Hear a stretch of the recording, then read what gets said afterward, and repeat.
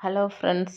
நம்ம சப்பாத்திக்கு ஒரு சிம்பிளான ஒரு கிரேவி ஒன்று பார்த்துடலாம். அதுக்கு எண்ணெய் விட்டு பட்டை மட்டும் போட்டு தாளிச்சிட்டு, வெங்காயம், இஞ்சி பூண்டு பேஸ்ட்டு, பன்னீர், கருவேப்பிலை, கொத்தமல்லி எல்லாத்தையும் போட்டு நல்லா வதக்கிட்டு, ரொம்ப சிம்பிளாக பண்ணிடலாம். இது சப்பாத்திக்கும் நல்லாயிருக்கும், புலவு மாதிரி சப்புன்னு இருக்கிற ரைஸுக்கும் நல்லாயிருக்கும். தேவையான அளவு தண்ணி விட்டுட்டு, குழம்பு மிளகாத்தூள், உப்பு, மஞ்சத்தூள் போட்டுட்டு, கொஞ்சமாக சிக்கன் மசாலா, நான் இன்றைக்கி எவரெஸ்ட் கம்பெனியில் தான் வச்சுருந்தேன், அது கொஞ்சமாக போட்டு நல்லா மிக்ஸ் பண்ணி விட்டு, அது நல்லா வெந்து வர்ற வரைக்கும் நம்ம மூடி வச்சு இடையில இடையில மிக்ஸ் பண்ணி விட்டுக்கலாம்.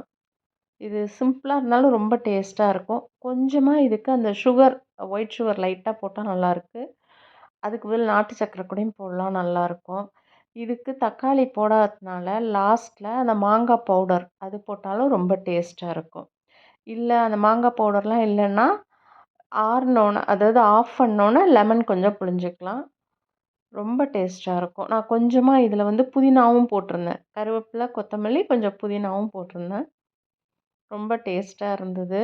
இது நான் பட்டாணி ப்ளைன் ரைஸ் பண்ணுறப்ப பட்டாணி மட்டும் போட்டு ஒரு புலவு மாதிரி பண்ணுவோம்ல, அதுக்கும் இதை வச்சுருந்தேன் ஒரு டைம். ரொம்ப டேஸ்ட்டாக இருந்தது. நான் இன்றைக்கி சப்பாத்திக்கு தான் வச்சுருந்தேன். தேங்க்யூ.